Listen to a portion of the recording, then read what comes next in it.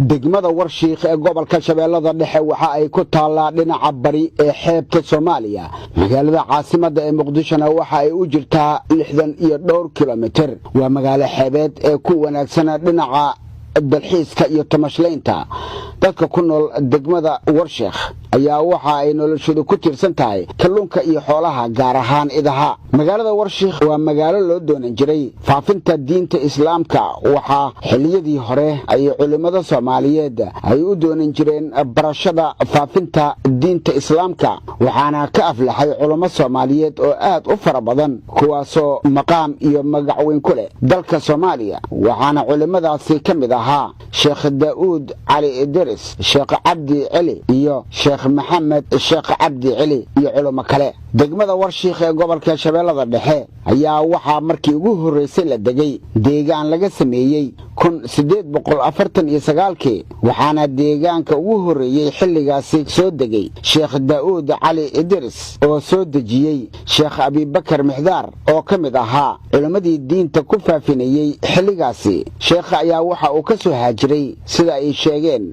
odayaasha deegaanka xilligaasi magaalada caasimadda ee Muqdisho dhibaatooyin uu kala kulmay faafinta dhinaca diinta islaamka Sheekh Abi Bakar Mixdaar oo u dhashay Arab Kisaati ayaa waxa uu 1278 halkaasi ka dhisay masjid ku yaala dhinaca xeebta badda oo ku bilaabay inuu ku faafiyo barashada diinta islaamka Allah u naxariiste sheekha ayaa waxa uu geeriyooday 1293 wuxuuna hadda ku aasan yahay oo lagu siyaartaa masjidka dhexdiisa oo qabrigiisa ku yaalo magaca degmada Warshiikh ayaa waxa uu ku baxay sida ay sheegeen odayaasha deegaanka degmada Warshiikh waxa halkaasi ka jiray biyo la'aan oo saameeyay dadkii deganaa halkaasi waxaana 3 nin oo culimo ah oo galbeedka Soomaaliya ugu yimid faafinta diinta islaamka ayaa waxa lagu diray gumeystihii wuxuuna ku xidhay magaalada Baraawe waxa dhacday in 3daasi culimada ah ay ku dhibaatoodeen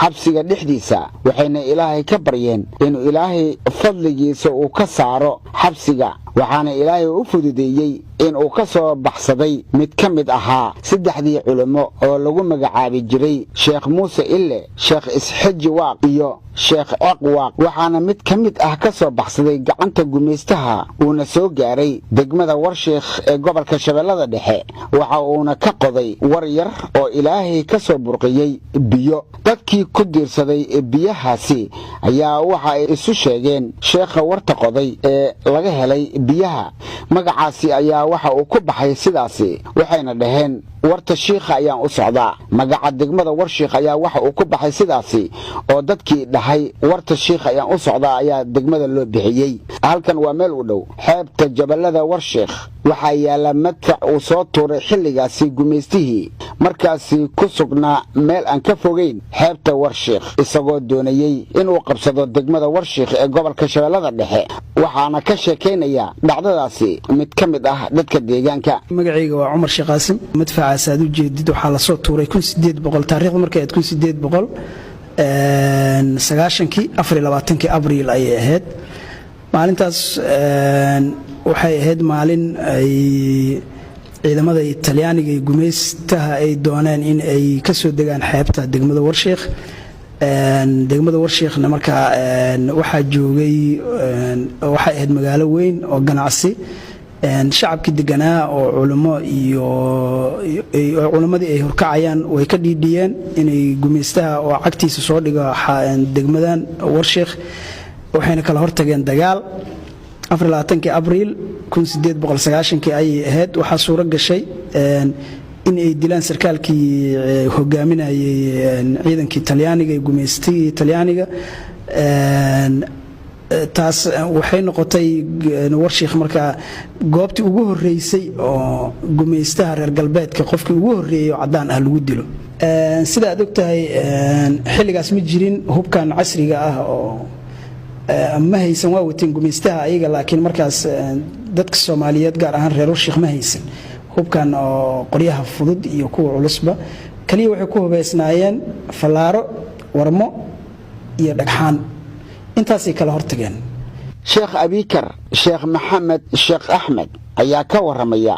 xilliga la dhisay taariikh ahaan masjidkan waxaa la sokol 278 muxuu caan ku yahay masjidkan masjid